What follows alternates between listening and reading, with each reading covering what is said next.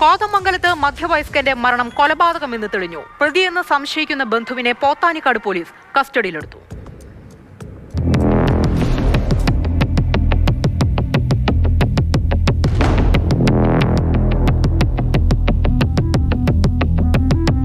ചാത്തമറ്റം ഇരട്ടക്കാലി സ്വദേശി രാജനെ ഞായറാഴ്ച രാവിലെയാണ് വീട്ടുമുറിയിൽ മരിച്ച നിലയിൽ കണ്ടെത്തിയത്.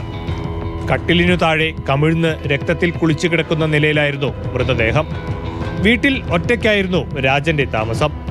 സംശയം തോന്നിയ രാജന്റെ ബന്ധു സുകുമാരനെ കസ്റ്റഡിയിലെടുത്ത് ചോദ്യം ചെയ്തതിൽ നിന്നാണ് സംഭവത്തിന്റെ ചുരുൾ അഴിയുന്നത്. ഡെഡ് കണ്ടു.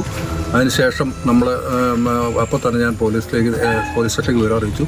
പോലീസ് എത്തി അവരുടെ പ്രാഥമിക അന്വേഷണം നടത്തി. അതിനെ തുടർന്ന് മനസ്സിലാക്കാൻ സാധിച്ചത് ഒരു കൊലപാതകമാണ്. അതിനെ പ്രതിയെ ഇപ്പോൾ അവർ പിടിയിലായെന്നാണ് സൂചന ലഭിച്ചിട്ടുള്ളതെന്നാണ് ഇപ്പോൾ മനസ്സിലാക്കാൻ സാധിച്ചിട്ടുള്ളത്. സംഭവത്തെക്കുറിച്ച് പോലീസ് പറയുന്നത് ഇങ്ങനെ: സ്ഥിരം മദ്യപാനിയാണ് രാജൻ.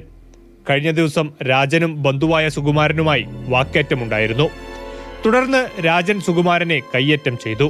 ഇതിൽ പ്രതികാരം തീർക്കാനായി കഴിഞ്ഞ രാത്രി സുകുമാരൻ രാജന്റെ വീട്ടിലെത്തി വാതിലിൽ മുട്ടിയെങ്കിലും തുറന്നില്ല. പിന്നീട് ജനലിന്റെ സമീപം രാജനെത്തിയപ്പോൾ കയ്യിൽ കരുതിയ ആയുധം ഉപയോഗിച്ച് കുത്തി. തുടയിലാണ് രാജന് കുത്തേറ്റത്. ഇതേ തുടർന്നുണ്ടായ മുറിവിൽ നിന്ന് രക്തം വാർന്നാണ് മരണമെന്നാണ് പ്രാഥമിക നിഗമനം. വൈകിട്ടോടെ മൃതദേഹം നടപടികൾ പൂർത്തിയാക്കി പോസ്റ്റ്മോർട്ടത്തിനായി കളമശ്ശേരിയിലേക്ക് കൊണ്ടുപോയി.